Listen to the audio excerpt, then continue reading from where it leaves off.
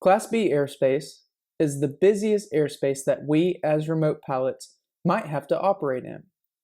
If you ever forget what Class B really means for you as a remote pilot, just remember, B stands for busy. This is the busiest airspace that you as a remote pilot could possibly operate in. Class B goes from the surface and typically up to 10,000 feet mean sea level. It also surrounds the busiest airports in the United States, such as Charlotte Douglas International Airport, which I have from a VFR sectional chart on the image to your right. Class B is also depicted by a solid blue line. So everywhere you see the solid blue lines on this image, you are looking at Class B airspace. Class B also has multiple layers and shelves, and it's very easy to picture Class B as an upside down wedding cake. So with the wedding cake, you have the different tiers or different layers.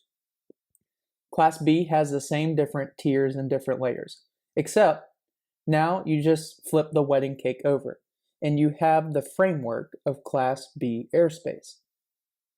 Class B also requires ATC clearance or air traffic control clearance and two-way radio communications. So this means that if a manned aircraft is planning on flying in the Class B airspace, he first has to get approval to enter that Class B airspace. ATC actually has to say on the radio when they are doing two-way radio communications with the pilot, you are cleared to enter the Class B airspace. And then of course, the pilot has to radio back and say that he understands that he is cleared to enter the Class B airspace now. We as remote pilots also have to get clearance to operate in Class B airspace. We just get clearance a little bit differently compared to manned aircraft, but we still have to get clearance from either the FAA or ATC. To operate in Class B airspace for manned pilots, they must be at least a private pilot for both takeoff and landing. Manned aircraft must also have an operable transponder with automatic altitude reporting capability, also known as Mode C. All aircraft must have this transponder with Mode C to enter into the Mode C veil.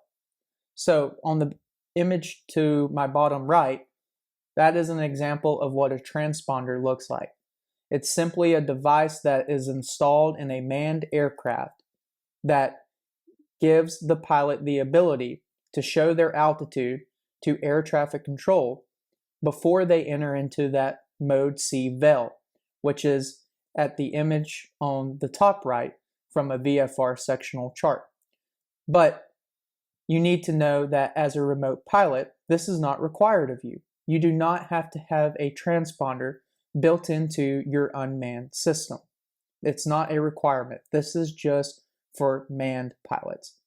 Now, in the next video, let's take a look at an example of Class B airspace and the details that we need to know on a VFR sectional chart using SkyVector.